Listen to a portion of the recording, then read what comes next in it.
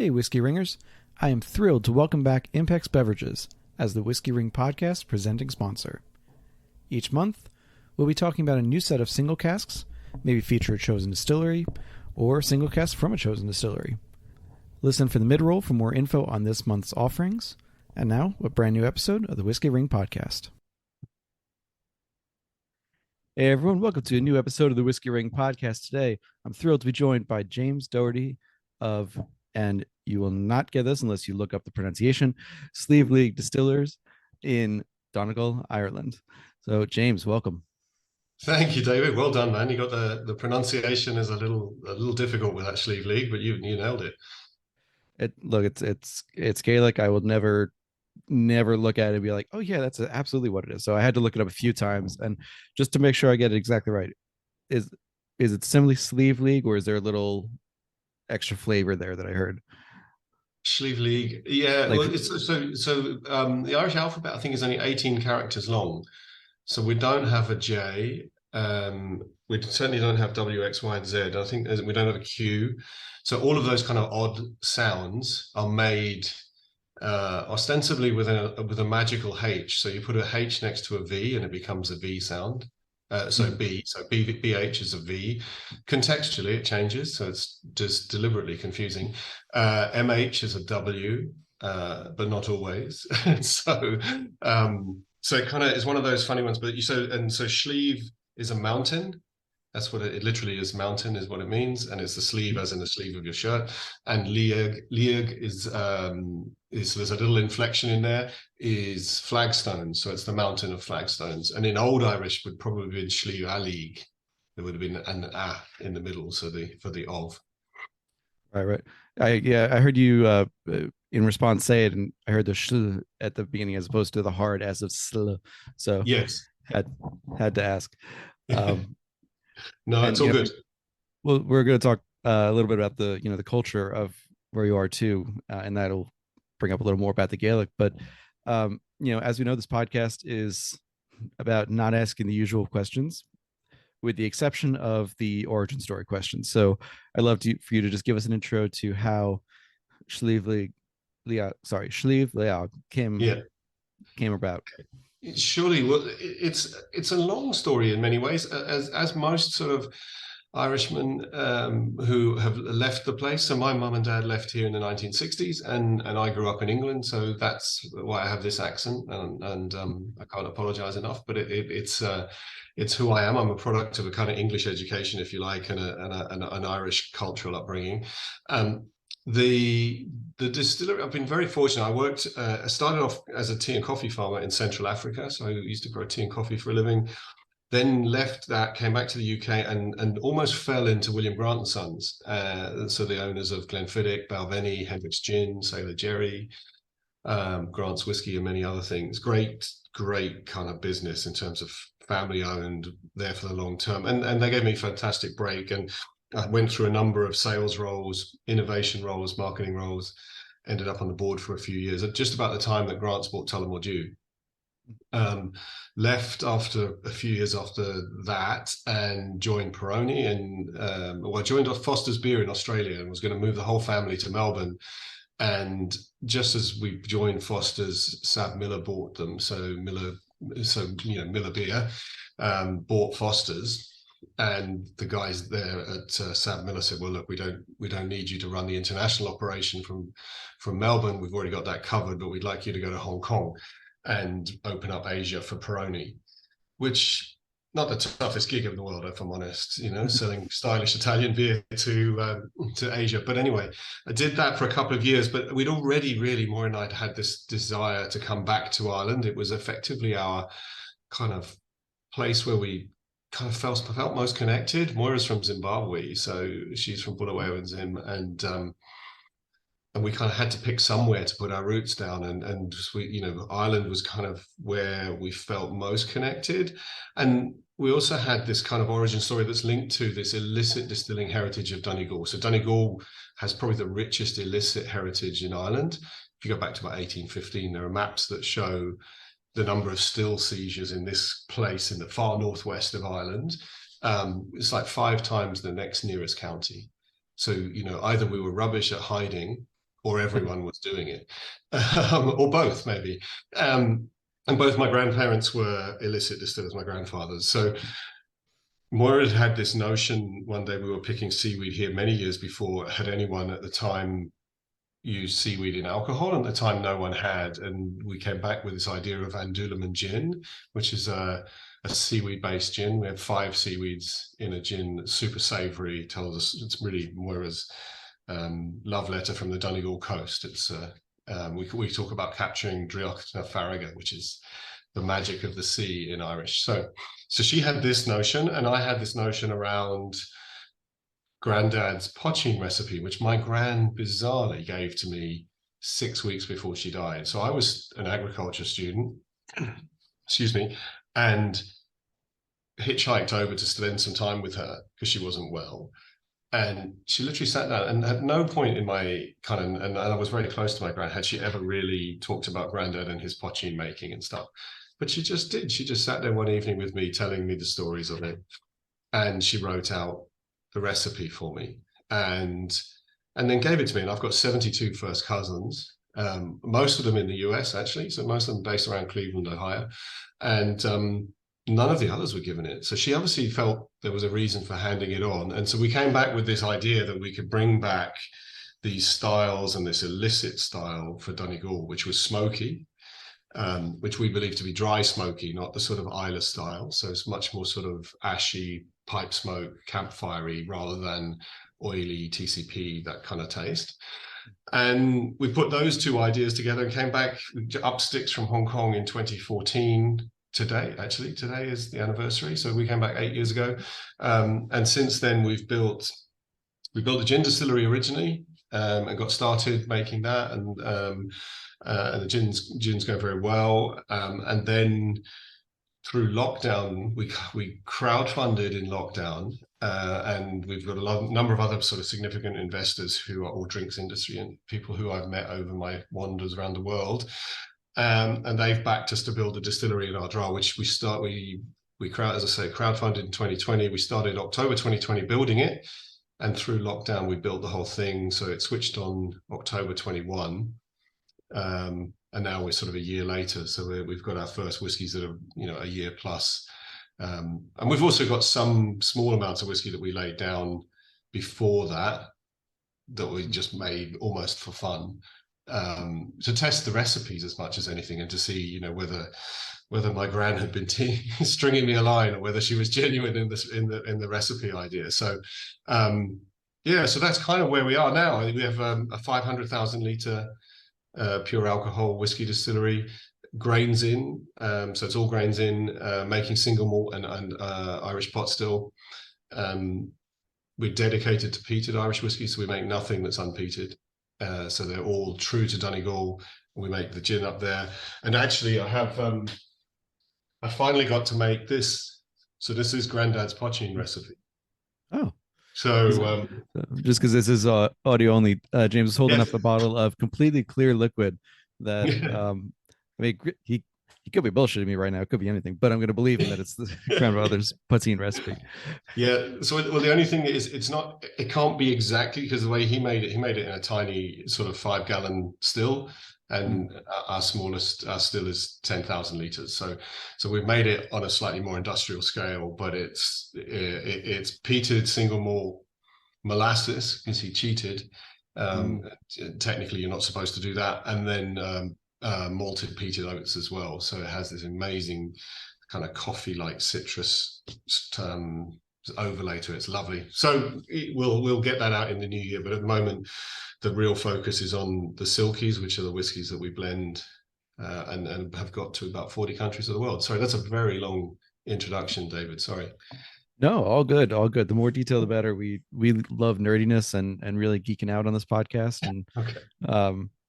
Also feel free to curse as well. We're a whiskey podcast. It's 21 and only anyway. So yeah.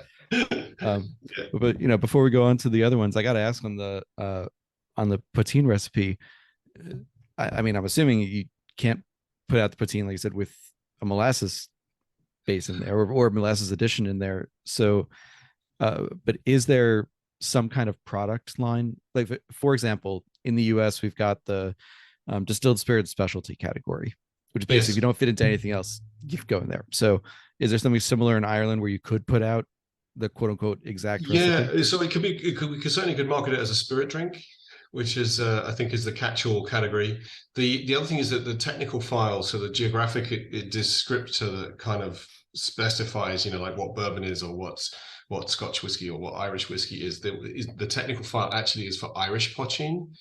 So I haven't checked this with my lawyer yet, but I'm fairly confident if I don't use the word Irish, then the word poaching is being used around the world kind of in a slightly amorphous way, because people have made poachings.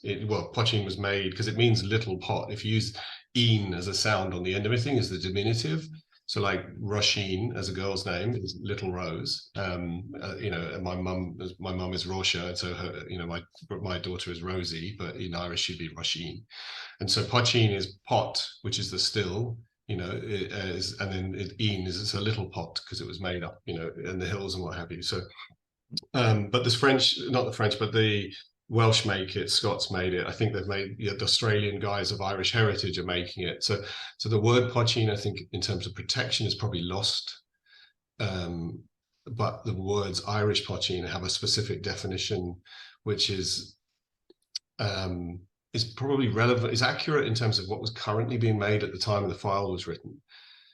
But if you go back historically, if you go back far enough, if you go back pre-famine era, then all of poaching was all grains only. There was nothing else added. If you go past the famine, it starts to add molasses and other sort of adjuncts that were used as sugar cheats, really. So, but not in the main quantities. And if you look at poaching probably still made on the hills today, most of it would be kind of almost a rum because it would be made with refined sugar. So the definition really needs to be put back to somewhere around 18, sort of, I don't know, maybe 1850, 1870. And you say, well, actually, there's a good point in time, which would allow you to would allow the molasses piece to be technically correct. But it's one of those kind of interesting dynamics in the Irish industry, which comes from the fact that it's at once, probably the oldest distilling nation from a drinks perspective in the world, but also the youngest, because for so long it kind of became super consolidated, and you end up with two distilleries making whiskey, sort of one in the north and one in the south, down in Midleton and Bushmills. And then the rest of the heritage is kind of written, but it's not being enacted, and that's really only coming to life now with the likes of ourselves taking almost an illicit approach to making whiskey on a sort of semi-industrial scale, and other guys kind of experimenting with mash bills and those kind of things, going back into history to find those recipes to bring them forward. It's kind of an interesting kind of tension that sits there in the industry here, I think. Absolutely. And, I'll give you a preview. The last question I'm going to ask you today to close out is about, where you envision Sliabh Liag's place in the history of and future of Irish whiskey and its current renaissance. So, Yeah. That'll be the last question. We'll get to that. But, you're teasing bits of it throughout. And I want to just let you know that is coming. Okay, cool. So, there are so many areas to go here because I've talked to a couple of Irish distillers before, and when I say Irish, I'm including both Northern Ireland and the Republic of Ireland. Yeah. But Donegal is quite unique in pretty much everything you can think about. Language, culture, geography, history, and so for those not currently looking at a map, which if you are, I wish I had a prize for you because that would just be weird. But it's geographically, it's the northernmost county on the island of Ireland. Yes. Kind of wraps around. It's on the western coast. It wraps around the western side of Northern Ireland. I think it's 6 miles connecting it to the rest of the Republic of Ireland, something like that. Very That's short right. land border. When you get down to the very bottom, where you cross from Donegal through Leitrim into Sligo, it's it's 5 miles between the sea and the border. Yeah, it's very, very tiny. It's got such a rich and unique history, and it's one of the couple of You're gonna have to correct my pronunciation here, but Gaeltachts Gaeltacht, yeah. regions. No, that's good. Gaeltacht, okay, Yeah. close, close. So Gaeltacht regions where Gaelic is still really the predominant or an equal language and not a secondary one. So before we dive into even more about the silkies, which are your current Yeah. whiskeys, and then the whiskeys being produced right now, I'd love to dig a little bit deeper into why Donegal is so exceptional and unique in the Irish whiskey world. It's a fascinating part of the world. It's geographic, as you say, in the north, far northwest of the island. It's politically in the Republic of Ireland, and if you're born here, most people would say that Donegal's forgotten by both governments. So and that's led to a kind of a slight contrariness, which is a real positive, and I've certainly inherited that. So we take kind of different views on the way the world operates and the way we should operate because of it. It is it's a massive county, so and probably not by US standards, but by Irish standards, to drive from where we are to Malin Head in the very far north of the county, that's a 3-hour drive. So it's a fair trek to get anywhere. And Derry, which is in the north, would have originally been the sort of county town, if you like, of Donegal. We wouldn't have had the kind of administrative centres we've built up since partition, because Derry would have been the hub for everything. It's a kind of strange, and I think the West Coast all has this, but certainly Donegal has it. There's a strange sort of melancholy. It's a place where people have left and still leave, and leave in large numbers, and yet there's also a sort of mischievousness about the place, where there's always something going on. It has the pure Donegal accent, which unfortunately I can't do for you, gives. You're just talking to a guy from Donegal, you know they're up to something. There's just that mischievousness about it, which is lovely, and we try and bring that kind of mischievousness into what we do. But it is a county that's largely undeveloped from a tourism perspective. It has some most amazing scenery, so it's kind of wild and raw. It's beautiful rather than pretty. So there's sort of chocolate box pictures of Ireland that most people would have from movies and what have you, and that's probably more towards the sort of southeast, or sort of Dingle, Kerry, that kind of way. Whereas Donegal, is well battered by the wild Atlantic, and that kind of rawness, for us, is inspiring, and that kind of and it means that you've got these people that are resilient and resourceful, and kind of optimistic, but in a kind of very in a way that has a kind of certain sort of fatality about it, almost. It's kind of, if you can imagine that. But it is a country where people leave. So if you look at my parents left here in the 60s, and when we came back, it was really about trying to create opportunity to stop that happening. And spirits businesses, and distilleries in particular, are wonderful things, because they have a sense of place that means it's not like we're making widgets for a computer factory. You can't pick our business up and drop it in Croatia or in the Czech Republic, or because there's a good tax break. A distillery called Sliabh Liag has to be near Sliabh Liag, and it has to be in Donegal, and it's as simple as that. And so the lessons that I'd learned from that time at sort of Glenfiddich, and looking at how the contribution those businesses make to the area, if you build them right and you build them well for the long term, then these businesses can contribute opportunity for 100, 200 years if you get it right. And I want to drop in here just because you said the exact phrase, and I thought that was kind of poetic, and which was that distilleries have a sense of place. Yeah. And I just finished last month, as of recording last month, I was at an event with Dave Broom, Scottish whiskey writer, and his latest book is literally called A Sense of Place, and it is about Scottish distilleries in particular. But I think the point that he makes throughout the book was, you just articulated it, basically, that certain things have to be where they are. Yep, that's it. So, yep, he's got the book on his shelf. Yeah. It's I think so, and I've always felt that, and I think and what's interesting, I think, for particularly you talked about the Irish whiskey renaissance. For me, is what's interesting at the moment is that the identity of some of the distilleries is not yet fully formed, and probably ours isn't either. You know, I think we're very clear about what we think we are, Mm. but what the world will tell us is acceptable will be the bit that will probably be what it is in the future. But there is there's a for us it's about Donegal.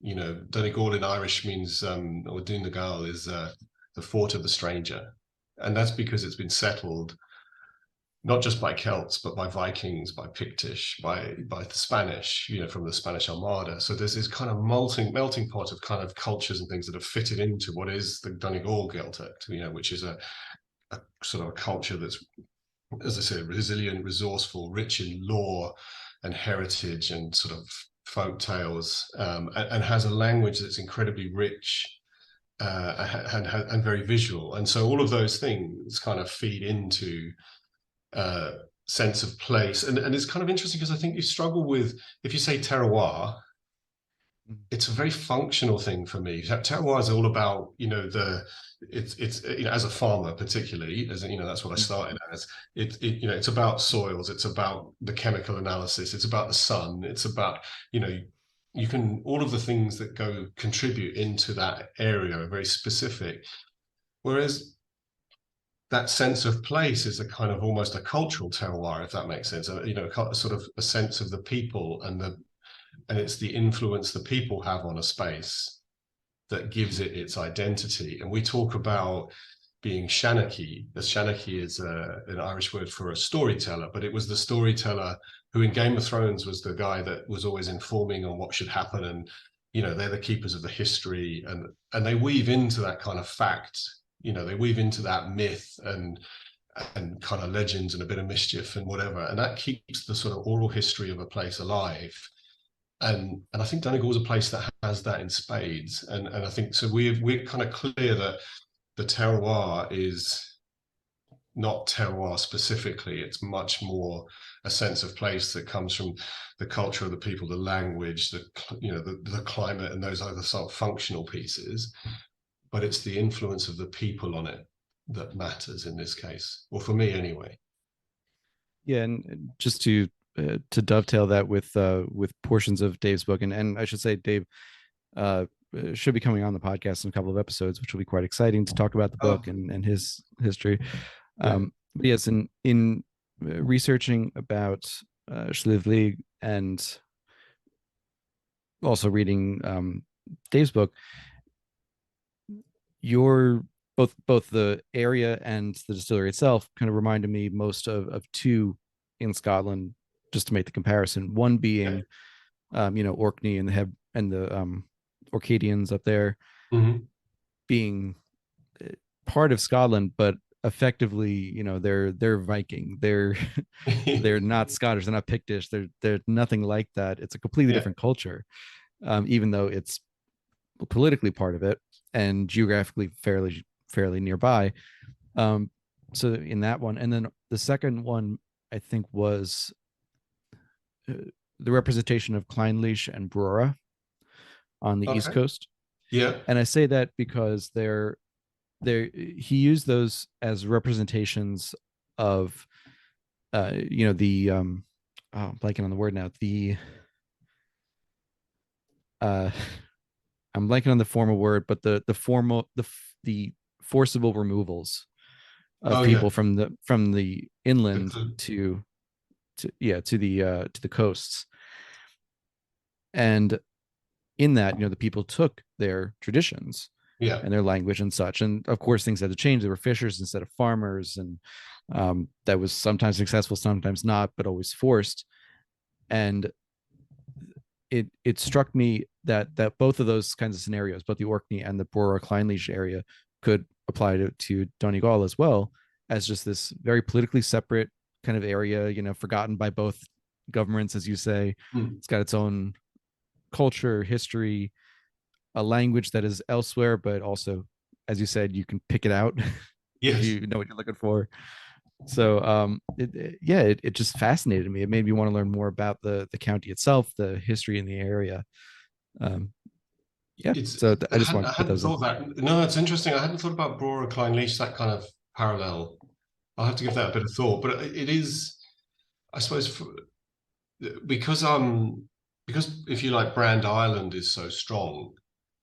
If you Mhm. think about how do you fit into that, for us, it was this kind of take a very distinctive position, be very, very distinctively Donegal, and then Ireland. So for us, Ireland is a table stake, but Donegal is the real bet, uh, and that's why I kind of think that there's an interesting development going to happen now in Irish whiskey, which is where the distilleries evolved their styles. What is their style? Because you do see a lot of experimentation going on, a lot of really interesting liquids, innovative things going on, sort of tasting, going back into history and bringing things forward. But at some point, you have to commit to your identity within that. And for us, that's really simple. It's this idea of grains in, peated, single malt, and pot still.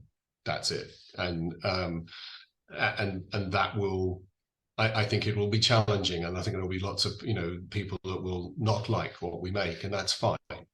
That's we're not for everyone, and nor is Donegal. And it's I know when I talk to the tourism bodies that you talk to Vulture Island will turn around and say to you, but Donegal's only the same distance as Dingle is in Kerry, and I'm like, yeah, but if you say that to someone in Dublin, no one cares. They're still going to go. They're still going to go to Dingle, So, we may as well tell people that we're different. It's further. It's a pilgrimage, but it's worth doing. And the adventurous and the curious will come here to see it, and that's enough. It doesn't need. We don't have to appeal to everybody. And I just want to note a quick thing here too, which is that something that stuck out was how not only you're geographically very far away, but also uh, a footnote in some of the histories was the decimation of the rail connections Yes. up to Donegal. And Yeah. as you said, if you're starting in Dublin, and you want to get to either Donegal or to Kerry, or to these Mhm. different, or to Dingle, some places are easier to get to than others, and Yeah. you're just necessarily more difficult. It's to go again back to Dave's book. It's when he's talking about a distillery that, as the crow flies, is maybe 5 miles away from each other, two Yeah. distilleries, but it's an hour and a half to 2 hour drive because of the roads to get there and Yeah. all of Yeah. that. So to say that something is the same distance, as you point out, is farcical. It doesn't mean Yeah. anything. No, So exactly. No, you're spot on, and I think it's it also doesn't really take into account what people think before they set off on these journeys. But if you look at a map of Ireland, sort of 1940 something, and look at the rail linkages between Dublin and the west or the north, and you look at them now, they're decimated. Now they were all the ones up our way were all narrow gauge, and that kind of thing. So they weren't functionally railways like you'd see sort of closer into the cities. There were effectively bus routes on rails, but they were functioning and they were there. And if you go to Killybegs, the nearest sort of fishing harbour to us, their restaurant in the hotel is called the Turntable, because it actually is where the trains used to stop, and then you turned them around and then you drove them back the other way. And even the field that we have built the distillery in, which used to be called the show field. They used to have the agricultural shows for the village in that area.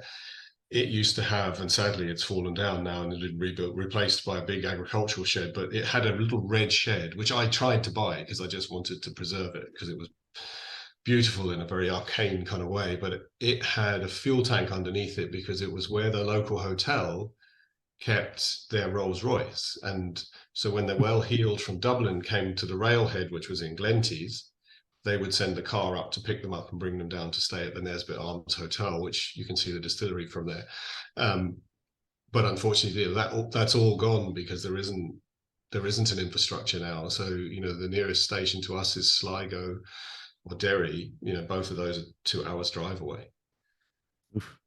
So, yeah. So if you want to get there, then you have to want to get there, which And is you want to drive, yeah, because you want to drive. there's 3 distilleries in Donegal now. When we started back in 2015, there was nothing, and the last distillery was 1841.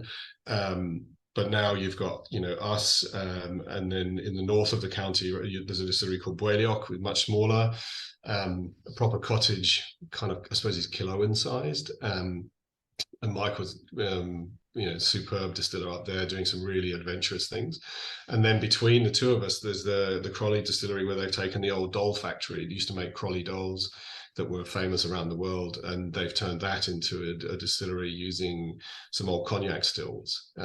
So again, sort of both of them are as quirky as we are, but in very different ways. So Donegal is becoming a sort of a little hotbed of distilling, which is fantastic, because that brings opportunity to the whole county, and probably makes sort of distillery tourism more viable for all of us. And we're quite lucky. So an hour and a half south of us is the town of Sligo, and that's where Sazerac have just bought. They bought Lochgill Distillery, and that's going to be the home of Paddy Irish whiskey. So there'll be some, and I've seen the plans that they have for there, and if they do, what they've done to Buffalo Trace. So I'm sure if they even do half of that down with us, then that probably moves the sort of some of the center of gravity for distilling up towards the northwest, which has got to be a good thing. Yeah, and if nothing else, it gives how do I put this, a larger footprint up north for sure, and then kind of a bigger staging ground for tourism to get up there. Like, people can stay overnight a little bit closer, and therefore can make a day trip up, or decide to do a full couple of days. But either way, it's closer, as you say. Center of gravity is closer, so there's less distance to travel to get the full Donegal experience. We're just an hour further on, kind of thing. And the GI for Irish whiskey is an all island one. I don't know if it's completely unique, but it's certainly unusual that it's a geographical indicator that sits in 2 jurisdictions, in the UK through Northern Ireland, and in the Republic as well. And so there's a whole lot of cross-border linkages that are there, which are relate to tourism, relate to supply chains, relate to energy supply. So it's a kind of fairly, I think it's a really important beast in the long-term development of, long-term opportunity for Ireland, which is based off that whole island economy idea. Right. And right now, again, as of recording, there's no hard border. You can literally walk from side to side, but unfortunately, we won't know what'll happen in the future, given Brexit and all of that. But in the meantime, for now at least, the cross-border traffic and cross-border communication will certainly be to your benefit, and to the benefit of anyone else up north. Absolutely. I mean, and I'm an optimist on this one. I think the sort of benefits of that openness on the island is significant. I was in Dublin last week. I drove down, and actually I take a sort of windy route to go down just because I like the roads better. But I crossed the border 6 times. So but the only reason you've known you crossed the border is because the speed limit signs changed, and that's a great place. But I think it's important from if you think about the sanctions that were, but the UK and the Europeans and the US had over the Airbus Boeing dispute, that got caught. Irish whiskey got caught in that, but only the whiskies from Northern Ireland got caught in that, because the UK is part of Airbus and Ireland is not. And you kind of, it just, there are probably things that people don't think about, and in terms of those linkages and sort of the impact of them. So it's important, kind of create some interesting challenges around how we protect the category as it goes forward, which I think is, those are kind of big things to solve. We just better make sure that they're not, or hope that they're not, a political football when discussions are being had. Let's hope. I mean, the tariffs may be gone, but I can't say the prices have come down. Unfortunately, I think they found people were still buying to the tariff, the price plus tariff prices, and so what's the incentive to go back down? Uh, so It's like fuel prices, isn't it? They go up very quickly and they come down very slowly. exactly. So with that, I think this is a great chance to let's dive into. Oh, before we dive into, sorry, the listeners are going to kill me. I'm like, I always have another tangent to go on, but That's all the I promise to you and the listener, last thing before getting into the whiskeys themselves right. No. is I did want to ask about, like, what was it like to crowdfund a distillery? Yeah, no, fascinating. Actually, it is a huge learning experience. So we're the first, I think, to have done it in Ireland, that threw up some kind of interesting legal challenges because in Ireland the concept of crowdfunding when we first did it in 2020 didn't exist.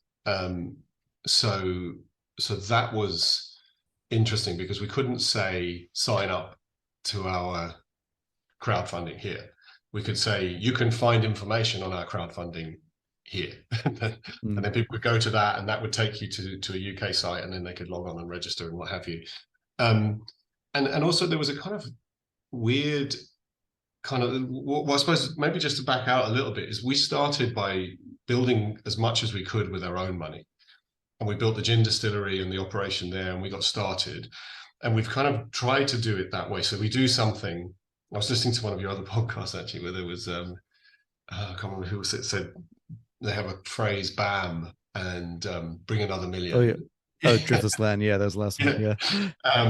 And so our policy kind of in terms of trying to develop was rather than go and raise, say, 10 or 15 million to build a distillery and then spend the next 15 years trying to earn your business back from a venture capital organization or something like that, was that we would try and do a retail offering and use drinks industry guys then and so people who would understand the length of time it takes to do this and build a phase. So gin distillery ourselves, and we build a phase, get the Silkies launched, get out there into whatever we are now, 40 countries, and then let's go and build a distillery. And so every time we had a value point where we had reached certain targets that we'd set ourselves, we could then go out to the market and say, look, here's the business. It's a bit more valuable now. It's a bit less risky. It's a bit more this or that or the next thing.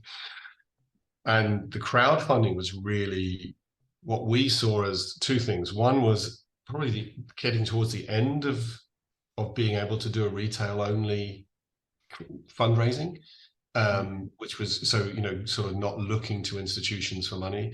And the second piece was that we had always committed locally that we would find a way of allowing people to be part of the journey with us, invest with us, and get the upside with us. And in Irish law, you can only have 149 shareholders before you automatically become a public limited company, and you have to be quoted. So for us, the crowdfunding piece was really quite interesting because we have one shareholder, which is the nominee account for the crowdfunding organization Crowdcube, and all of the shareholders' shares are held in beneficial trust in there. So it sits as one shareholder, even though we have 1,300 crowdfunders. Gotcha. Okay. And we always felt like our story was reasonably engaging. It was it's a very human story, and it was kind of interesting. We thought it was quite interesting, and we had enough success that we didn't look risky, even though we were still quite early stage.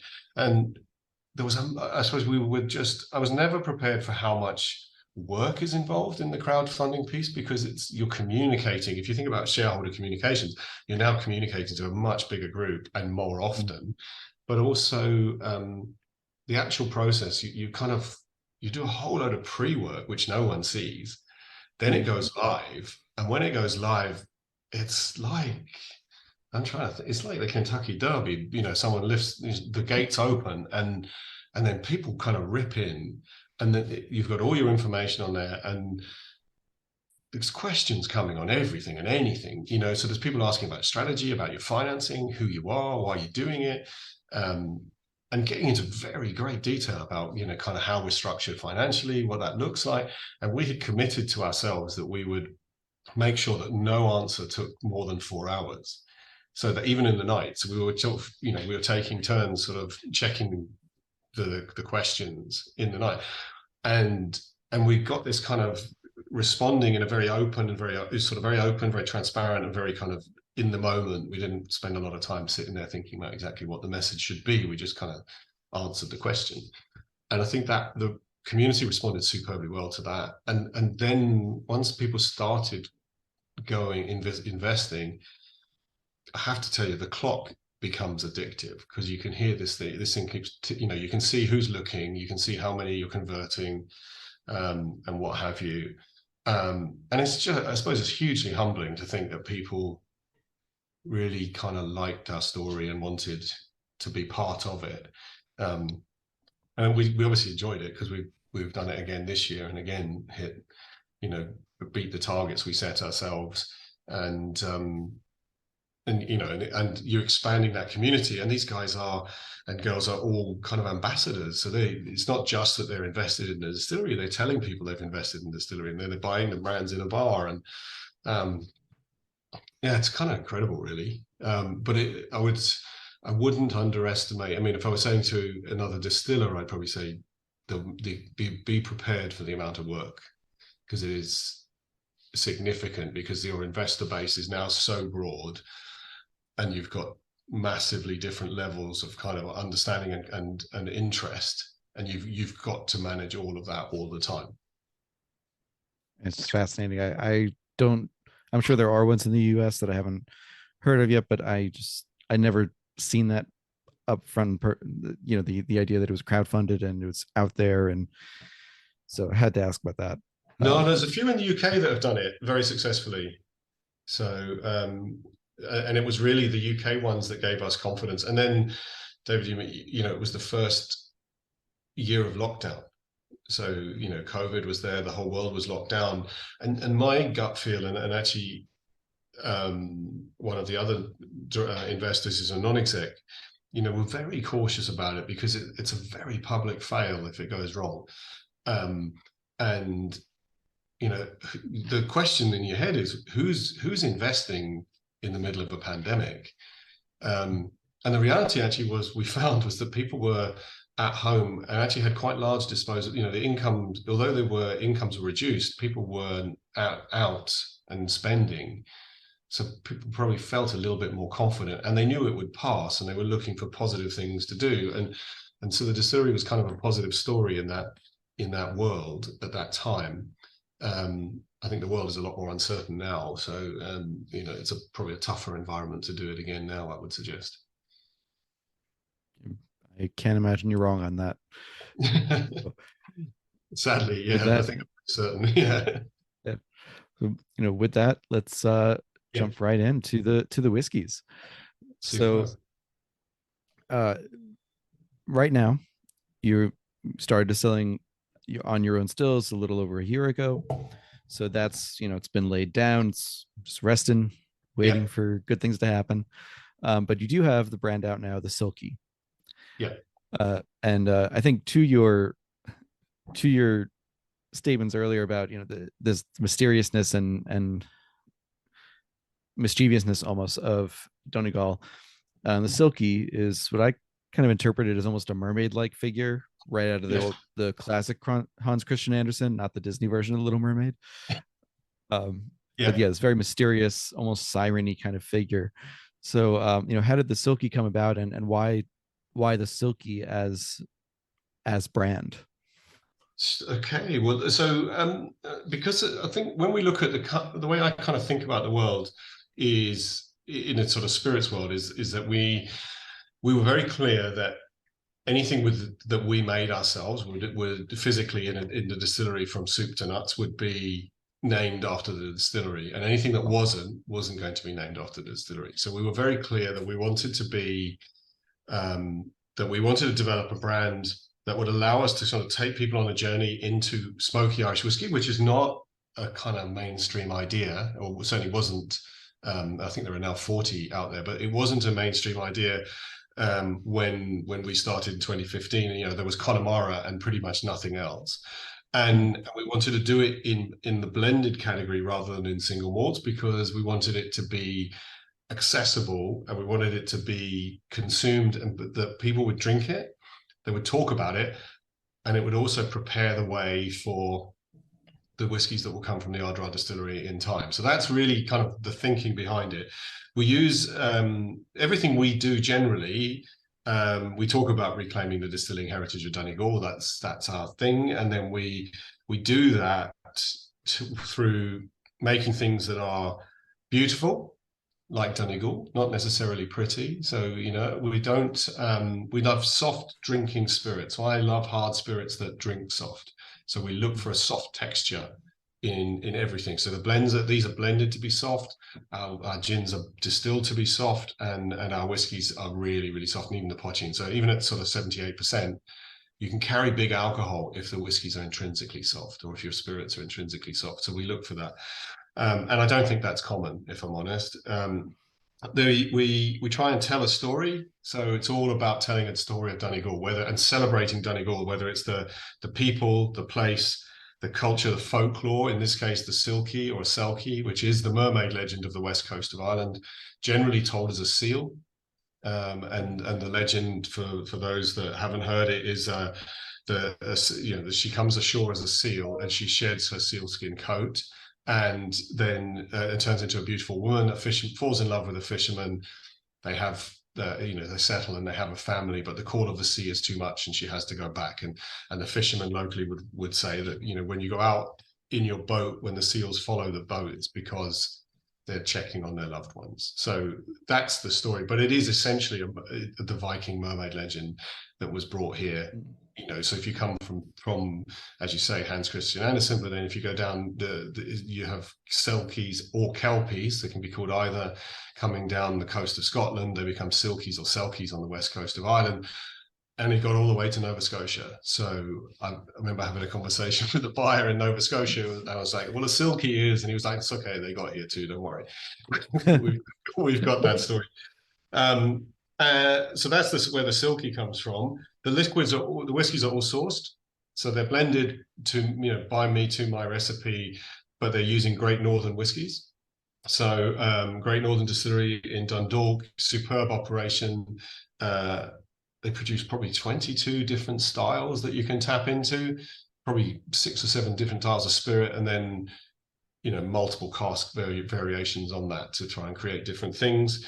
They're all peated, and they're all exploring different ideas in smoke. So they're notionally increasingly smoky. So from the legendary Silkie with the green label, through to dark Silkie, which is smokier, and then the midnight Silkie. So they get progressively smokier in terms of the recipe. So 4% peated in the legendary Silkie, 15% peated in the dark Silkie, and then 35% of the recipe is peated in the midnight Silkie.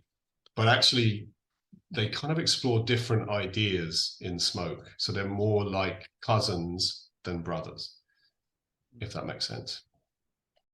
It is December, which means you're looking for the perfect whiskey to give the people you love this season, including yourself. The bourbon hunt is coming to an end, and some special releases are still to come. But I'm here to offer a different, uniquely sustainable option from our presenting sponsor, Impex Beverages. Ardnamurchan Distillery is one of Scotland's newest producers, located in the Highlands and founded less than a decade ago in 2014. From the start, sustainability has been at the core of their operations. Local, renewable energy fuels the distillery, and the nearby river generates hydroelectric power. Biomass boilers use wood chips from local forestry, and stillage feeds livestock across the peninsula. Their first single malt whiskies came out in 2020 and were immediate successes. The distillery's 2 signature styles, a peated and unpeated Highland, are matured in 2 sets of casks. 65% of the liquid goes into ex-bourbon and 35% into ex-sherry casks, blended at the end for an impressive spirit redolent with fruitiness, waxy character, and true West Coast Scottish charm. As an aside, for you blockchain lovers out there, each bottle's journey can be tracked via a QR code on the bottle from field to glass. I've now got 2 Ardnamurchans on my shelf, their core single malt available at most stores nationwide, and a single cask bottling from the Scotch Malt Whisky Society, another sponsor of the Whiskey Ring podcast. For that holiday gift, consider a single cask release from the Impex collection. A 6-year-old first fill Oloroso Spanish oak cask, This bottle comes from some of Ardent American's earliest stocks.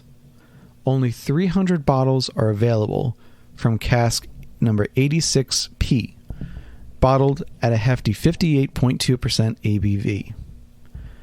Check out the website or reach out if you want help grabbing a bottle. Happy holidays, everyone. Enjoy your whiskey responsibly, and remember the 2 rules of the Whiskey Ring podcast. Drink what you like, and drink it how you like it.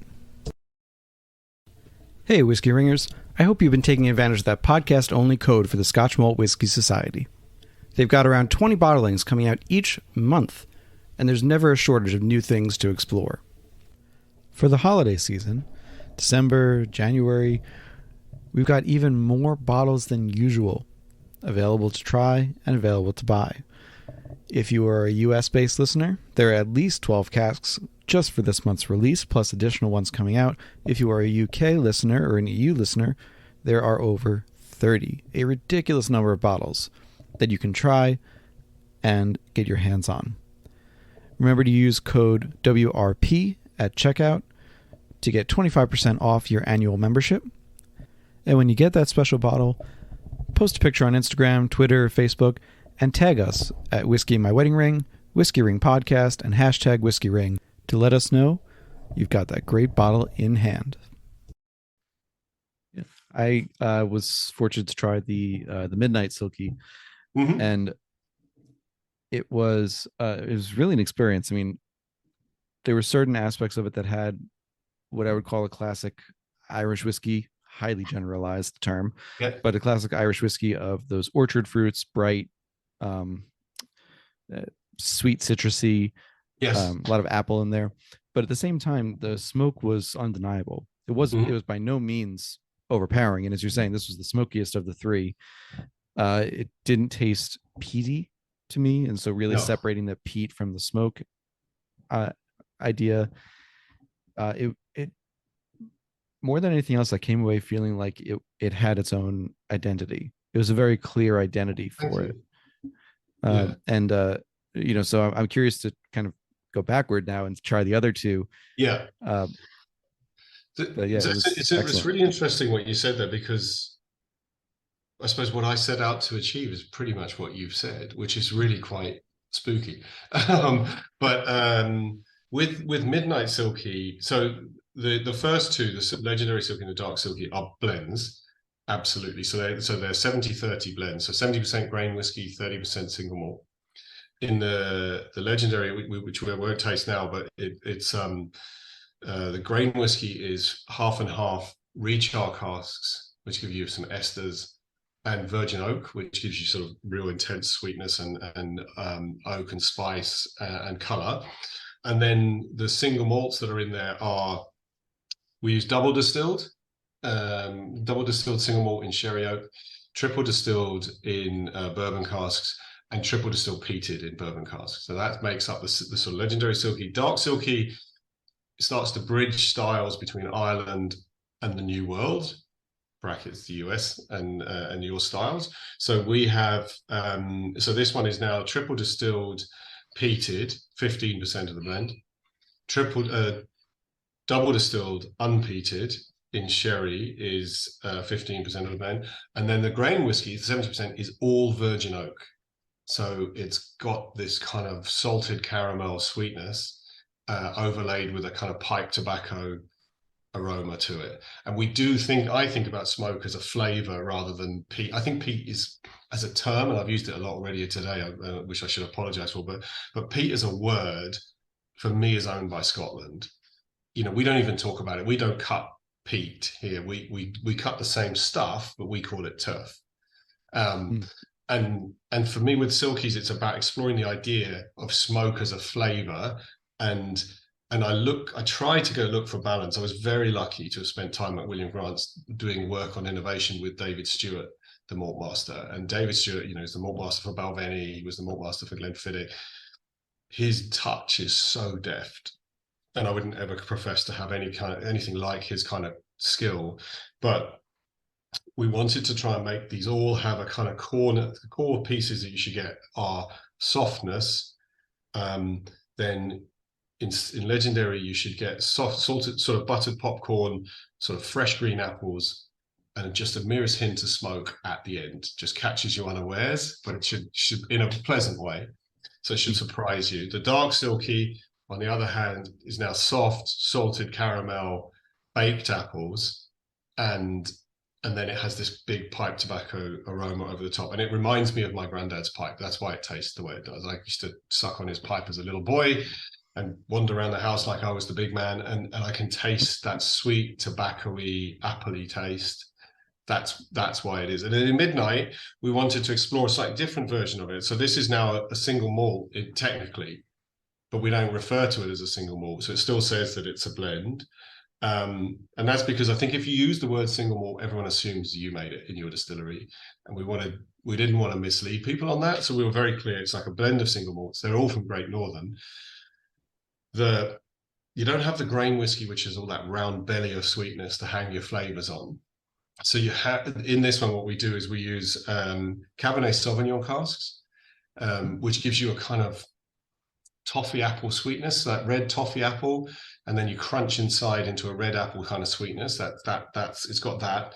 Then it has a sort of creamy coffee note to it, which is coming from imperial stout casks. So we have some of it in imperial stout casks, and putting those two together gives you the structure really to allow the other things to shine.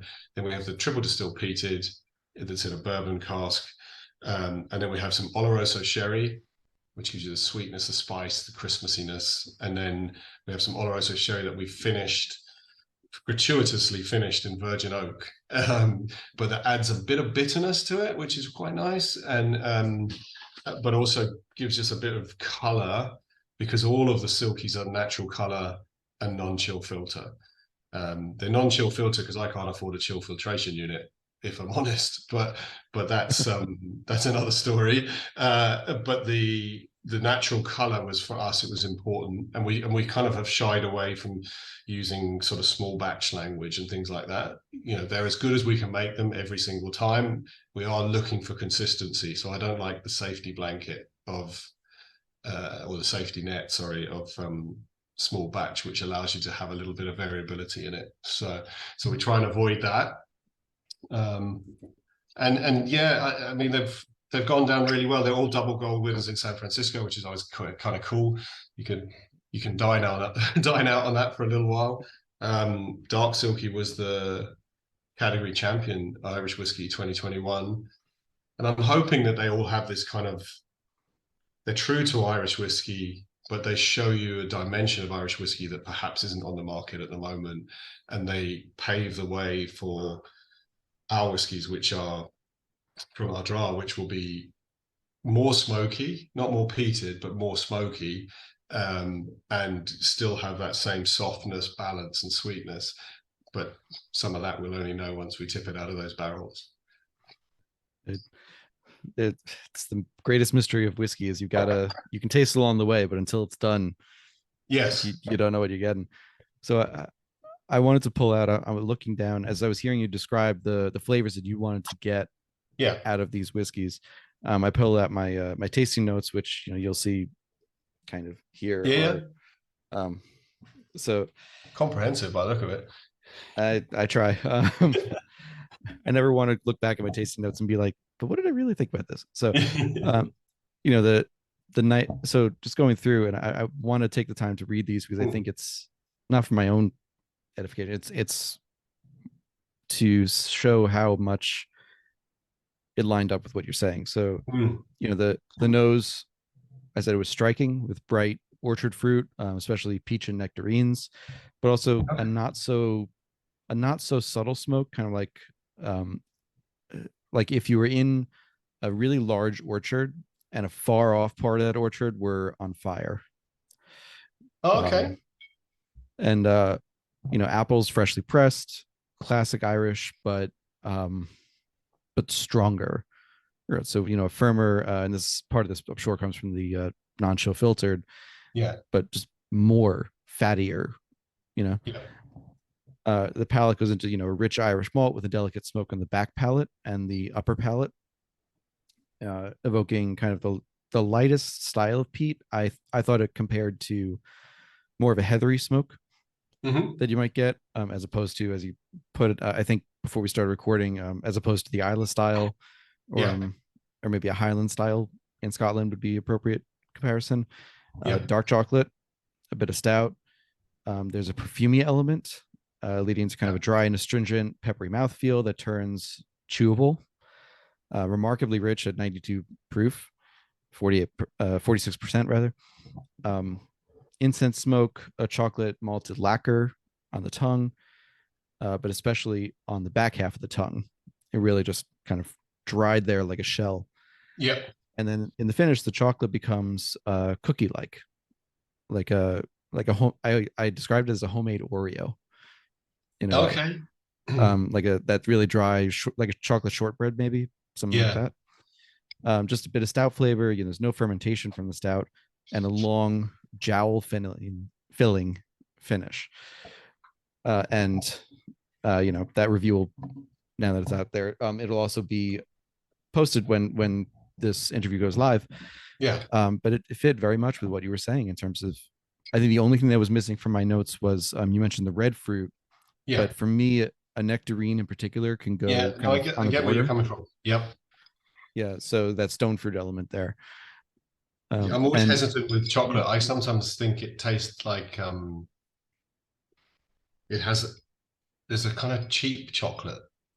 mhm, It's not like 60% cocoa chocolate. It's cheap milk chocolate. yeah, Um I get that. that Yeah, texture. Yeah. especially with peated and Mm, peated and smoky whiskeys. There does end up usually being on the back palate for me yes. this chocolatey element, Yeah. um, and that's No. kind of that really bitter chocolate, if you will, or baker's chocolate. And did you try it with ice, David, or not? No, just neat. Should I try with Iceland? Yeah, yeah, I'm a sucker for ice. So I think all of the whiskeys I make are generally a bit too sweet.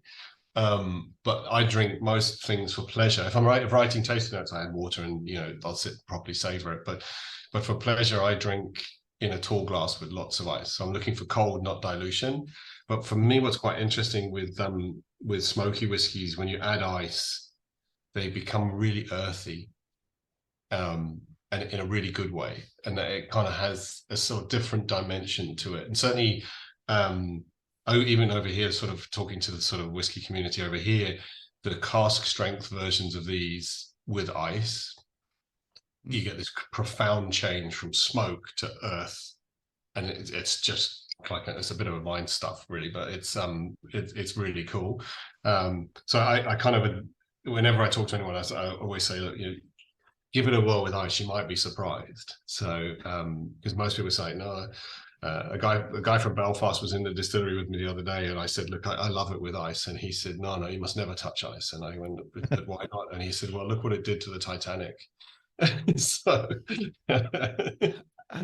He's not wrong. Okay, he's not wrong. but so I think it's just fun to explore the kind of ideas of it. How you can, because it is about looking at different ideas of smoke and what do they taste like, and smoke as a flavor, but as a flavor as a part of all those other flavors that you picked out. It's not just about smoky Irish whiskey. It's about all of those flavors for me. And maybe one day I'll get around to this, but I really do want to do kind of an around the world peat class Hmm. to have people understand not just the separation between peat and smoke and how those are two very different things that can coincide but don't have Yeah, to, but just this idea that you're going to get a different smoke and different peat from literally anywhere you pull from. Like different areas of Isla are getting different types of peat, and they're yeah, on a tiny island with 3,000 people, you know. But you go to the north, you go to the southeast coast, you go to the southwest coast, it's different flavors. yeah. And this too had a very different flavor. So so for, even though this was distilled, the Silkies were distilled at Great Northern. Yeah. uh, where did the peat come from, or the turf So the come from peat, for that? so for Great Northern, they are so their malt is coming from Scotland. So I think it's peated in Scotland, and in fact, we have a mix in our distillery of Scottish peated and Irish peated because, well, we need 900 tons a year. So there just isn't a malt supplier on the island that can deliver that for us with peat. So we end up having to buy from Scotland.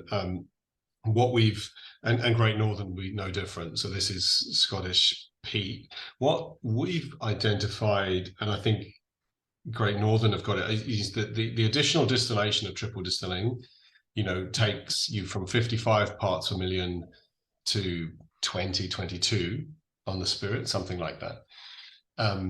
What we've noticed with our distillery is we operate a balanced system, so we're very like a Scottish distillery. So like in Ireland, you tend to run the triple distilling distilleries that get to much lighter styles. They run extra faints runs to produce so in their spirit still, they produce a higher, lighter spirit than we do. So we only get to a sort of, in the receiver, we're at 78% alcohol or something, whereas, other distilleries like Bushmills and things would be much higher than that. But what we've noticed is in the intermediate still, so in the second still, we can start to cut away the sort of oilier TCP medicinal tastes. And we don't cut it all away at that stage, but we start to cut it away at that stage. And then in the spirit still, we kind of, our cut sits between sort of 82 and 70%, and sometimes 67. We might go as low as 67%. And that's the cut, because once you get below that 67, you start to get into the Islay territory. And so, what we're finding is that the kind of ashy, tobacco-y sort of pipe smoke, all of those kind of aromas come off much earlier, and that the oilier, kind of heavier taste that you would associate with Islay come off later. So we're deliberately cutting those out. So I think there's a function, and there's probably a research project for someone who's got far too much time on their hands to do, which is looking at how kind of peat terroir genuinely influences, and actually how much the kind of cuts you take influences. Because I think one of the challenges with all of these things is there's so many variables, unless you've got exactly the right kind of, unless you're using the right faints and you're not mixing faints and all that kind of stuff, you end up in it's very difficult to isolate that it's Scottish peat or it's Irish peat or whatever, versus, well, actually it's the cuts that you took. Because we've made double distilled, monstrously peated Irish, using Irish turf from my garden. So we dug it ourselves, which is different in style again from what we're making in our draft. But it's interesting because it's got purely sort of moss heather based turf in it rather than trees, because there's no trees in our area really. But I think the cut points also have a significant influence. So it's a bit like there's also a debate going on about terroir as a piece, which I think is undeniable.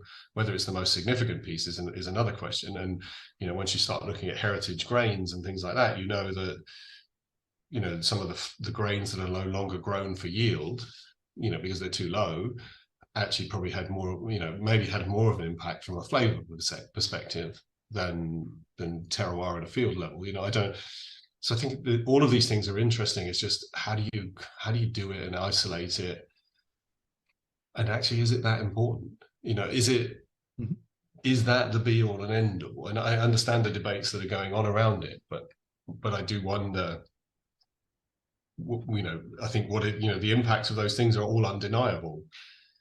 It's just a matter of whether they're in the grand scheme of things, whether they are significant enough on their own to go to war over. And there unsurprisingly, there are three elements of what you just said that are really worth everything's worth listening to. I meant three that are worth picking out from that. And going backwards, one of them, the first one was the last one. I'm recording this in the morning. For me, I'm still waking up, so that is why I'm a little tongue-tied. No worries. So, the last one being this idea that there are so many variables that go into terroir, and particularly terroir and whiskey, because you're adding in that distillation and aging component that's certainly not there in wine, but still may not be there if it's an unaged wine or lightly aged wine. Yeah. So, I think a great depiction of that was through Rob Arnold's book on terroir and whiskey. He'll be coming on in a few months. Okay. We're working out the details, but he was writing this book as he was both working at a distillery in Texas, but also finishing up his PhD. And throughout the book, he really goes to 4 regions: America, Scotland, Ireland, and blanking on the last one. I think there might have been 2 in America, actually, in the US. But one of the points that he came to, one of the conclusions he came to, was simply that as much as we can argue about terroir and whiskey, and I am a big believer that there is terroir or something equivalent to it, call it a sense of place, if you will, in whiskey. There are so many variables that it's nearly impossible to really identify down to a science what those things are. It's worth saying. Then it just comes down to taste. Like I said, I felt like I haven't had any other whiskeys from Donegal. I haven't had any other of the Silkies, any other. I've had a couple of other things that came from Great Northern in one form or another, but I still felt like, having had no context in this only single whiskey from under the Silky brand, that it was still a very unique character that was clear as a character on its own, which is rare. It meant that it had enough character to just be itself. Yeah. Another part of it was going back to this idea of peat being associated with Ireland. And for the novice whiskey drinker, and even for many advanced whiskey drinkers, peat is kind of exclusively seen as this Scottish element, maybe in Japan, maybe in India, but anything with a Scottish tint to it. Yeah. And except for, as you said, Connemara, there are, peat just didn't happen in Irish whiskeys. And there are 2 elements that I want to tease out. That the first one is, as you said, there are no trees in your area, or very few trees in your area. And to me, that was reminded of both Islay and Orkney, where you got winds so hard that you got height there, trees don't grow. So this idea of what biofuels were available to people, and thus that's what became, the peated element, the smoky element, and then also where Ireland lost the peated element in their whiskeys. So I know it's a big topic to handle, but I'm going to throw it to you and do with it as you will. Well, I think what's interesting is, I think it's interesting is we're kind of guilty of telling ourselves a narrative, which is that the kind of the super consolidation and the kind of loss of Ireland's status as the number 1 whiskey country in the world is all kind of other people's faults, and I think there's some there's other things that have happened to us, so when you look at post independence, trade wars, prohibition, all of those things, I think they're all there, they're all facts, and they're all the Ireland didn't respond well to those things. But I think it's undeniable that Irish whiskey in the 1920s, the 1910, 1920, somewhere there, the flavors of those whiskies was heavier and richer in style than the styles we have today.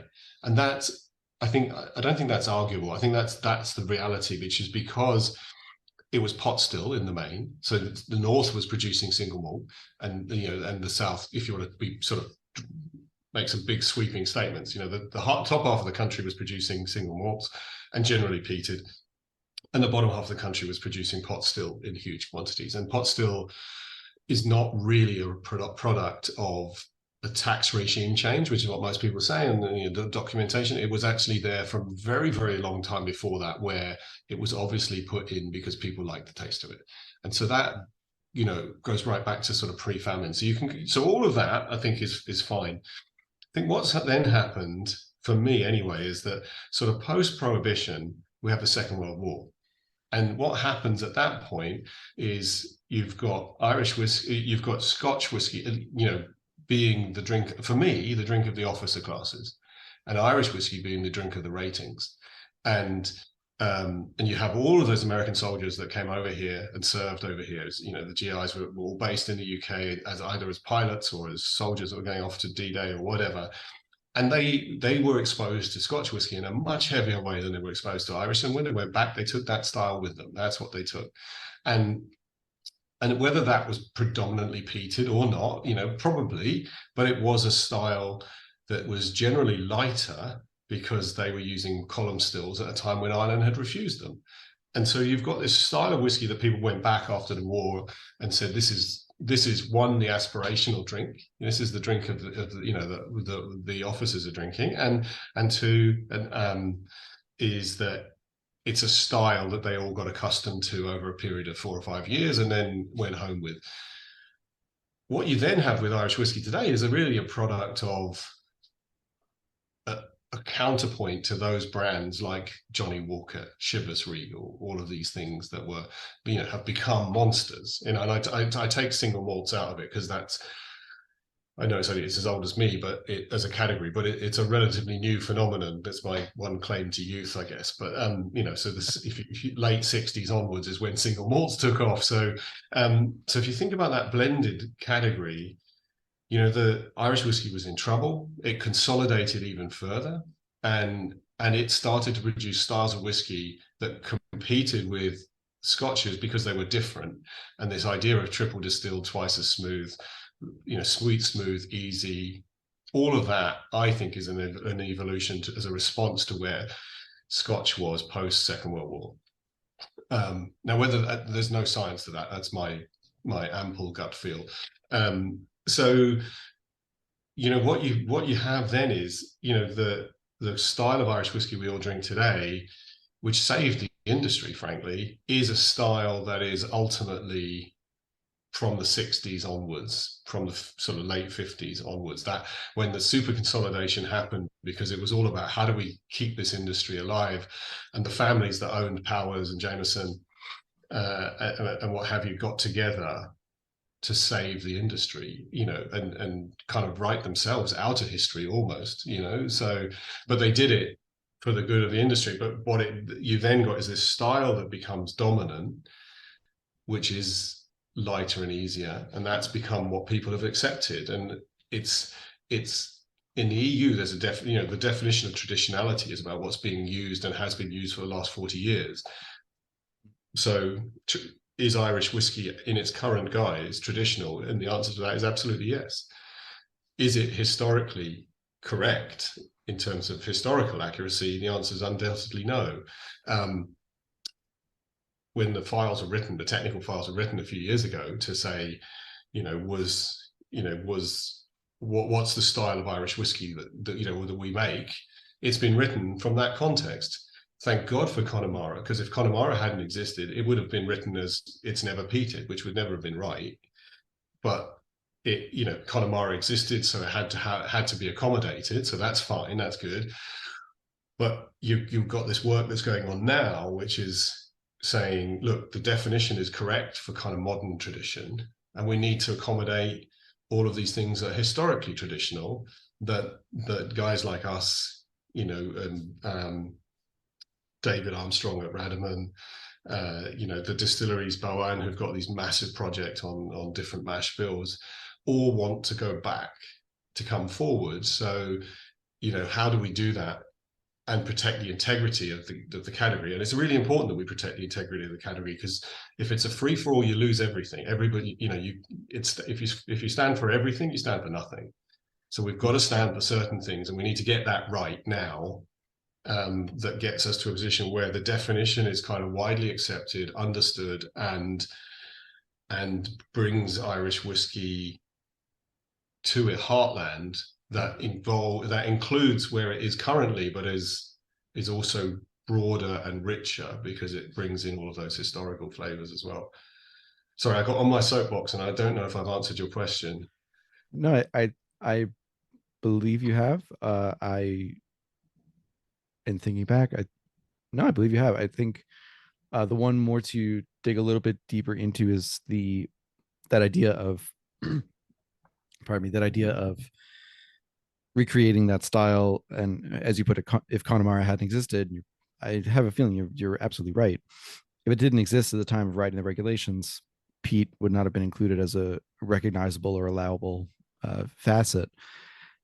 So early on, you mentioned that the last distillery that had been in Donegal was 1841.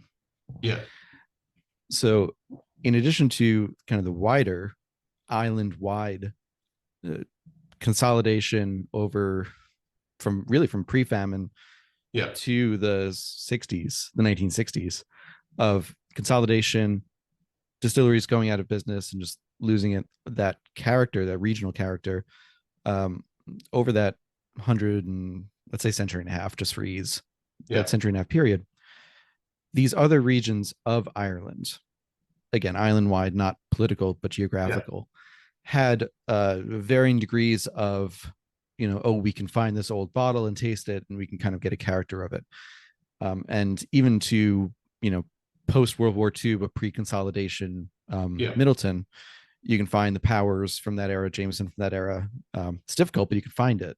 Yes. Now, when you have a distillery, where the last one was from 1841, yeah, maybe not so much.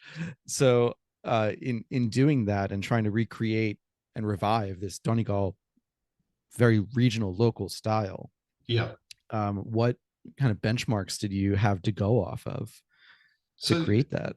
That's a brilliant question, and the answer is a couple of is approached in a couple of ways. So one is big sweeping assumption, and a certain amount of how hard can it be.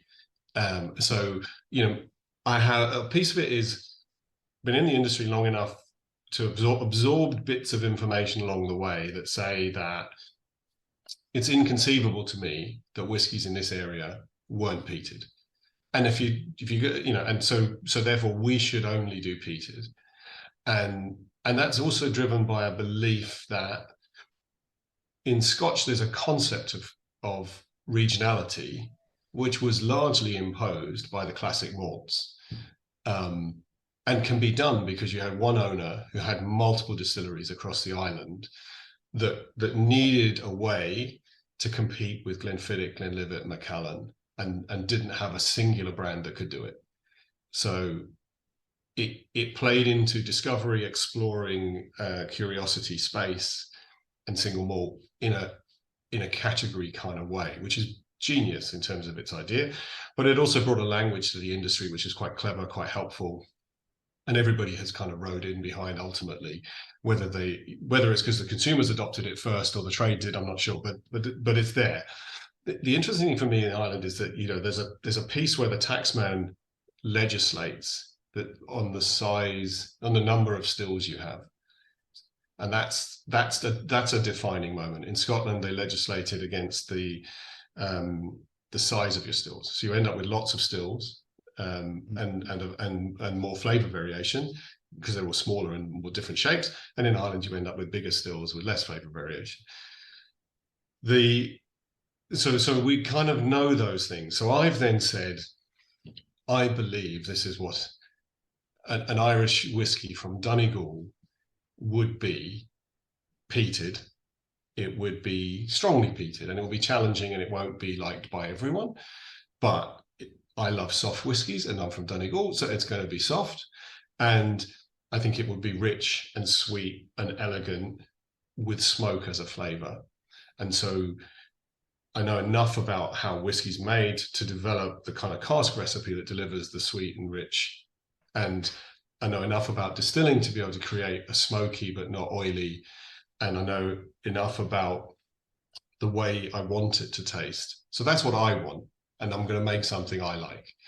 The second bit that kind of is a bit different, which is more iterative, and it's the other way that we've almost evidence hunted to support our philosophy, our kind of concept of what the whiskies look like. And we're very lucky that there are guys in the industry who are just so much more disciplined and rigorous than I am about going into the history of it. And they dig around, Fionn O'Connor, who wrote the book A Glass Apart, is doing his PhD at the moment. He's willing to go back into texts from the 1820s and find stuff that provide evidence for his, his thesis and what have you. And he's also got a generosity of spirit that means when he finds something out about Donegal, he sends it to me. And so the last Donegal mash bill that he sent through to me the other day, and we're looking to make it actually not for ourselves but for someone else. He sent in a document from 1830, an excerpt from a book and it was about the economies of Ireland, and this guy talks about, and he talks about all the things that I kind of in my head conceptually believed, which was, Donegal had this astringent, smoky taste. It had this, the whiskies were produced and then matured in these sherry casks to give them a certain sweetness. All of these things are, things that we believed but didn't have evidence for. He's helped provide that. And then on top of that, there's other sources that we've got, which are, looking at whiskey books. I collect old books. I collect old books on distilling. So if there's a bit of it, I can do it myself, but I'm not as disciplined as I said of those guys. And then on top of that, I've met most of the illicit distillers of the area who tell me all the stories, what they used to do. We've been very lucky that some of them have allowed us to sit down and record them. We're not allowed to use the stuff until they die. But I figure there's a generation of these guys that if we don't record this stuff now, it'll be lost forever. And what we've done is we've got sort of geolocations for where the still sites were, and all of these kind of ideas that would allow us in time, we'll be able to sort of say, not only do we think Donegal had this richest distilling heritage, but we have all of this anecdotal stuff that says that this is how these guys did it. This is what they remember from their fathers and their grandfathers. So it's a kind of, I guess, a moment of inspiration and a kind of concept backed up by kind of an iterative refining of that idea, if that makes sense. Absolutely. And it's, I thought about this when designing the question. I can't really think of another way to do it. I mean, that's the thing is those two ways are really the only way to do it. You don't have, as I said, it's just too far back. Yeah, I think you can. I mean, one thing that was quite handy was that the Irish revenue authorities did require you to write down your mash bills. So mash bills are documented. It's not like they're not known. So our pot still recipe that we use here is 50% peated single malt, 30% raw barley from Donegal, and 20% malted peated oats. And that was an intuitive position I took, but I subsequently found out it's the 1920s recipe of Powers, I think. Now, not peated, because that's the Donegal twist we've put on it, but it's a recipe from Powers from that era. So it's historically valid. The smoking, the peating or turfing element of it is our twist, a Donegal twist on it. So I think there's a bit about it, and there are distilleries like Blackwater who have gone into the history of this properly, much more than I have, and they are bringing back mash bills. In fact, Peter's just launched his Dirt Grain whiskey this week, and I bought a box, so I shall pop down and collect it from him. Exploring mash bills that are documented in history that have been and not been made since whenever, and he's making those, and his distilleries of a size where he can do that. He's got that flexibility, which is wonderful. I think I would argue our distillery is probably too small, but it's also too big at the same time. So it's too big to be kind of super flexible and just go in and have a play, and I don't mean that in a dismissive way, but be able to have that kind of luxury of being able to play with recipes. But it is also it's scalable, but it's probably not big enough. You really do want to have a 1 million litre distillery, really, and we're not there yet.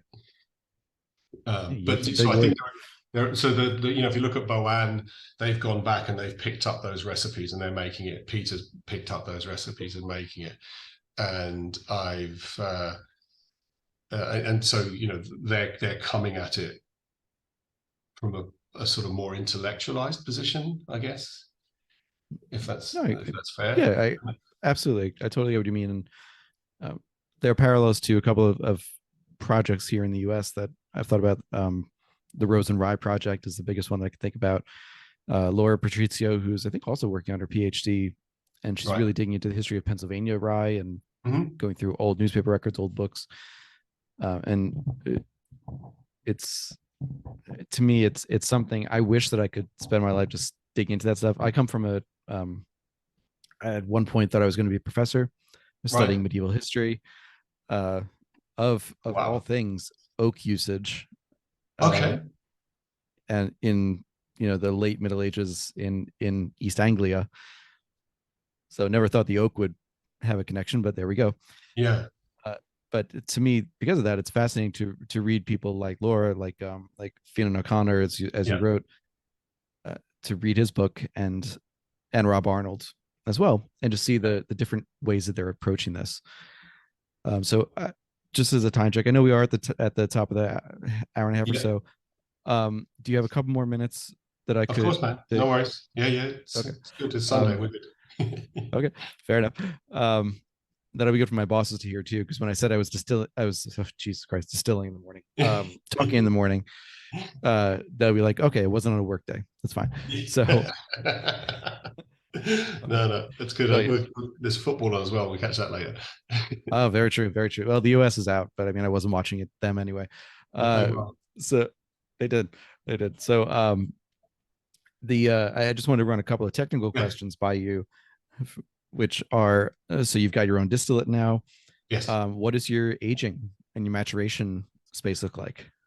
So we have warehousing on site. We have a mixture of barrels laid down on their belly, and we also have palletized. So we have both going on the site. The distillery is 150 meters from the sea, so it is a maritime climate. So that's really important to us. We do we in that consistency way that I talked about earlier.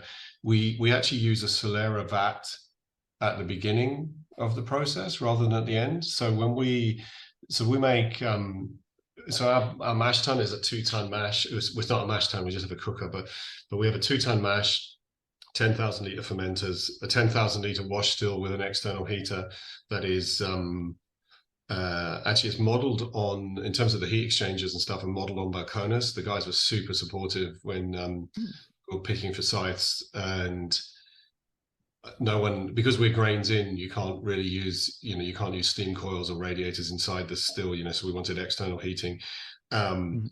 They had done it to ostensibly the same way. So for sites, put us onto them, and they were really good about helping us about making sure that we had all the right extra valves that you need to protect the place. And so we have that. Then we have two kind of conventional, an intermediate and a spirit still. So a 5,000 liter intermediate and 3,500 liter spirit still. We get about 1,000 liters, bulk liters per batch. And that's at 78%. That gets pumped up to the barrel store, goes into a wooden Solera, 6,000 liter wooden Solera. We have two sitting side by side, one for pot still, one for single malt. They have an offtake 25% of the way up, so they're never emptied. So like at the moment, we're doing a campaign for single malt. So if you asked me for like a pot still sample, it'll have a bit of Mhm. color because it's sitting in a wooden vat. So the new make, if you don't, when we're making it all the time, it's fine. But when we switch from campaigning pot still to single malt, you end up with it sitting in a wooden vat for a while.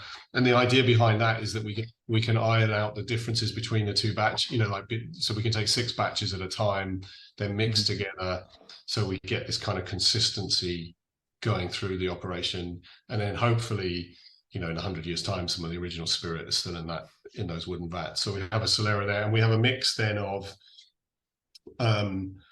it's about 60% American first fill bourbons at the moment. I think that number will come down over time. We use more refill casks and stuff over time, but at the moment, you want as much wood impact on that early spirit as you can get.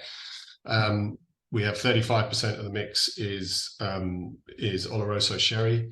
I'm not a big fan of PX's, fully matured PX casks and things like that. I love Oloroso. So we have 35% Oloroso sherry, and then we have 5% of the casks we've got some Cabernet Sauvignon, we've got some Pomerols, we've got some Muscatels. and port and various other things, just to give us a bit of a library when we come to start doing our releases, that we've got a bit of flexibility, because what we intend to do is to create, rather than batches in year 3, 4, and 5 that are all kind of slightly different mixes that are kind of exploring different ideas. It won't surprise you that conceptually I kind of know what I think it tastes like, and in year 3 I don't think it'll be ready, but we'll do a single malt release in year 3, tiny, but hopefully, in that signature recipe of casks that will then, year 4 we'll do a pot still release, again signature pot still style, and then year 5 come back to the single malt, and it will be the same recipe but 2 years older. So you should, and hopefully we can take you on the journey with us to when we think that style is at its signature level, whether that's 8, 10, 12 years, who knows. We'll work that out as we get there. I guess the pot still is likely to be younger, but hard to say. Well, oh man, there was one thing I wanted to pick up on. You said earlier that you didn't like things too sweet, so the exclusion of PX is not too surprising, given that. What was it? I'm going to cut some dead time out because I'm looking for the note that I wrote on this. Okay.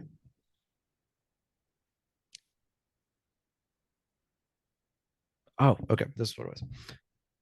So you reminded me of something you said on the Irish whiskey review, and this was right when this was 2 years ago. It was right when you had, started distilling on your own stills and your own equipment. And you said that as a general rule, Irish whiskey doesn't always take age as well as Scotch whiskey does. Yeah. And as you were saying, you want to do these tester releases, if you will, at 3, 4, 5 years. Yeah.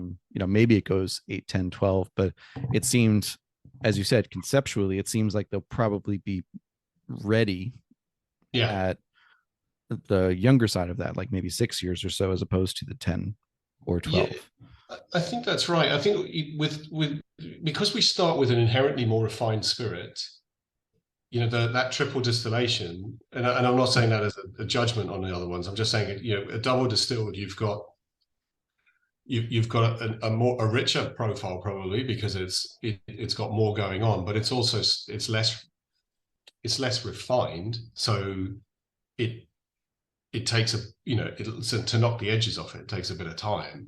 Whereas with Irish, you start with such a good place because it's got that sort of innate elegance to it straight off the bat. And with us having a softness kind of distilled into it, I think it would, it starts there, you're starting from a really good place. So it isn't like a local set of directions, which is, I wouldn't start from here, because I would start from here. I think it's a much better place to start from. The thing that is probably more interesting as well is, I think there's because of the sort of that innate sort of smooth softness, sort of elegance of an Irish whiskey to start with, because it's distilled to that higher level, refined to a higher level. Sorry, excuse me. I think that somewhere like Great Northern, particularly, their whiskies, their malts particularly, have this kind of aromatic flavor to them. I think you talked about it in your tasting notes. You talked about slightly perfumey, almost gin-like. They have a sort of ginny character. Yeah. That's that kind of aromatic texture that comes through to them. And I think that's really quite interesting. And it's quite playful without being off-putting, if it's done in the right way. So I think that allows you to do different things that you wouldn't necessarily be able to do with Scotch. Would be my take on it. It's something that once you've said it in that interview, I look back on the Irish whiskey that I had in the house, and then because I've got too many bottles, but of just all whiskeys. But I look back and I was like, yeah, some of the ones that I like the most are usually closer to they're in the single digits, let's say, as opposed to the doubles. Rarely you'll get one. I mean, I happened 2 nights ago, as of recording, I tried a Teeling. It was a single barrel, only available there, that a friend gave me a taste of. That blew my mind. Just insane. But it was 20 plus years old. It was Yeah, finished in certain, I think, Port Rosso. Uh, it was mind blowing. But it's the exception, not the yeah. rule. You know. I think also, so I don't know whether that would have been a Cooley or a Bushmills, but essentially those whiskies. What's really interesting for me is like aged Cooley, because Cooley gets quite a bad rap, unfortunately, and it's not fair.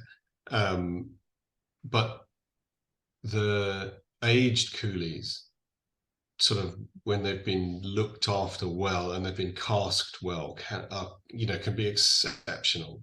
And I think Teelings do it well. I think the guys at Dunvilles also, they do it with old Bushmills and old. Now, to be fair, they do a lot of PX casks, so I'm sure that's just to wind me up. But they have there's the guys at Teeling have, their cask management is exceptional, and they bring out some of those exceptional things. And I think because there's so few Irish whiskies of that age that are actually out there, um, the ones that tend to make it out tend to be exceptional. And that does kind of, when you think of the majority of Irish whiskey as kind of light, sweet, smooth, easy, and then you sort of juxtapose it with that, then you kind of go, oh my God, wasn't prepared for that. And I think that'll be interesting to see now as we move now into the next, we're moving out of that kind of wood phase. Everyone's doing, it's all about the casks, because we're all trying to trick up other people's liquids, really. And unless you're kind of got an identity of your own already defined, then you're going to move now progressively into a much more spirit-led environment, where the sort of intrinsic people are going to want to showcase their intrinsic taste. And I think that would be really fascinating to see how that develops, and how the whiskies that are being made today are, how are they going to be good? And what would be really interesting is at the moment we're still in that era of the kind of celebrity distiller, and the distillers are kind of heroes at the moment. I've always wondered, when you get sort of further down the track, does the balance shift towards the blender rather than the distiller? Because the guys who, they're not necessarily the same beast, which I think is quite an interesting For piece. sure. Yeah. For sure. And in the US, we really harp on that master distiller, head distiller type thing. I really want to put more of an emphasis on the blending aspect, because Yeah. they as you said, distillation is one part of it. Blending is a whole other art. If you can do both, great, but there are very few people who can do both. And on the UK side and Ireland, there's more of a focus on the master blender. Yes. I'd Yeah. say, of this, if you're, especially when you go towards who's the face of the brand, the celebrity of the brand. Yeah. And to be honest, I'm not sure which one I would lean to in terms of which is better, if there is a better, but I don't know. I think ultimately, I think blending is a tougher skill, just because you just don't have the same control. You're working with something that someone else created, even if it's someone on your own team, or hell, even if it's something you created, however many years ago. But you can control the head cuts, where you distill, the temperatures, the mash bill. Once you get to blending, you got what you've got, and you have to make that profile you want from what you've got.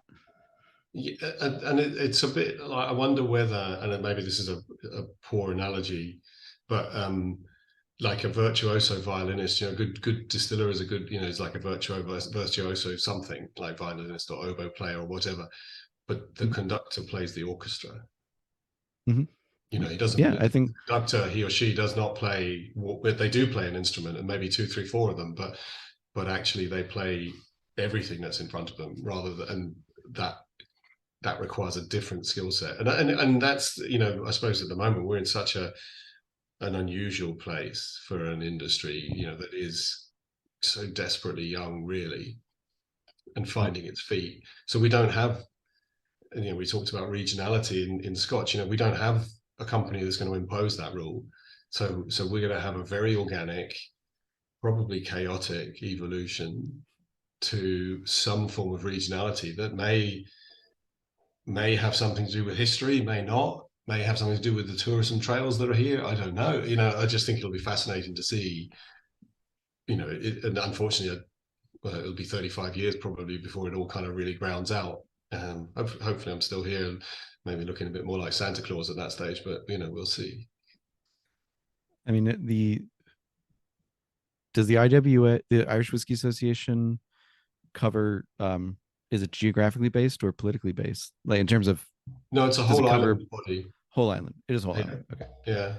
Actually, I took over as chair last week, so so we've got I an had interesting couple of years because. But sorry, it is. I had that in a note and I completely forgot. So No, it's good. Don't worry. Yeah, it represents probably 92% of the industry, I think, and it protects the whole of the industry because it's the only body that's actually out there trying to enforce the sort of standards internationally and locally in terms of what's within scope and what's not, and for me the interest, there's a kind of debate with some that would be that it's run by the big guys, and undoubtedly the big guys pay the bills, because that's a reality, but the organization is fundamentally one member, one vote, and the ability to influence the debates that then get put into the government, whether it's the Irish government or the UK government, to shape the next GI, the next tax regimes, the next whatever, all of those things. It's important that we are as a industry as united as we possibly can be, so that we're not squabbling over the ball in a school playground, but we're actually trying to make sure that we're playing a good game of soccer, or whatever it is we're playing. But let's it has a unique voice in that, because it does represent both kind of sides of the island, and it is also it's important because of that sort of unique nature of the GI and the sort of all island nature of the economy that Irish whiskey has, that we do stay connected, joined up, and help to shape the industry for the very long term. Because we're not looking, I mean, for me, it's not about shaping it for now, it's about shaping it for 50 years hence, and making sure that I put a cartoon up the other day for the guys, and it was a picture of a goose laying golden eggs, and she's not laying the eggs yet, she's about to. And the danger is that we could find ourselves sitting around with nice goose down duvets and eating foie gras and saying, what happened to that goose? Shouldn't it be laying eggs now? So I think there's an industry and that has an integrity about it, and that we need to make sure that that's protected for the generations to come. I think that leads perfectly to that last question I promised you, which was, where do you envision Sliabh Liag's place in the Irish whiskey renaissance and its future? To be honest, it'd just be nice to be in business, but for me, so Sliabh Liag is a generational thing for me. Absolutely, I've got investors that I have to give an exit to at some point, but it is about building a business that it's an international spirits business. The distillery is just one element of it. And if we do this well, we'll create opportunity that will mean that young people get the opportunity to stay in Donegal and work and do, work for a great business, doing really interesting things across the world. And that to me is the fundamental driver of this. And if we pull this off and Maureen and I get it right, then that would be enough. I think beyond that, for me, it's really important that we showcase the Gaeltacht in a very positive context. The Irish language is under pressure all the time, and we use the Irish spellings very deliberately. I mean, whiskey men particularly, not whiskey users in general, but whiskey men love the low-key respect about that you get from being able to say Lefroy correctly, or to know that Auchentoshan means the well in the corner of the field, or whatever it is, or that Sliabh Liag is the mountain of flagstones. And I think sort of helping to preserve the language in a modern context and use it in a way that people find engaging, I think is a really is a really positive thing. So I think that, and that's what we are doing even today, I think is already showing that we've created an international business in a structurally disadvantaged area where when we came back, people said, it'll never work. Don't waste your time. And now there's a beautiful distillery there, employs 8 people. We have a bottling line and an administration piece in another building that employs another 17 people. We buy everything we can locally, and we can build a little ecosystem that's there for the long term, and perhaps show a slightly different way of doing business in the Donegal Gaeltacht that is more internationally focused and less locally focused in terms of the way it looks at the world. And if that's good for the industry, then we'll take it. All right. I think that's a perfect capstone. So, James, thank you so much for taking the time and so much time today to talk about your own distillery, about Irish history, Irish distilling history. We covered a lot of topics in this one. I'm thrilled to see not only what is being produced now with the Silky, but to follow you along your journey and see what it's like in now 2 years from now, when maybe that 3-year comes out, to taste that heavily peated, as you put it, Irish whiskey, and to just follow along. And again, just thank you. There will be absolute pleasure. There'll be links in the show notes of this episode to ways you can follow both the distillery on social media, its website, how you can keep up with updates. Review of the Midnight Silky will be on there as well. You've already heard it in this episode, but you'll see it. You get some more of the history behind it as well, written out. And I think that's it. James, hang out with me for a sec after we finish recording. This has been another episode of the Whiskering Podcast. I'll see you guys next week.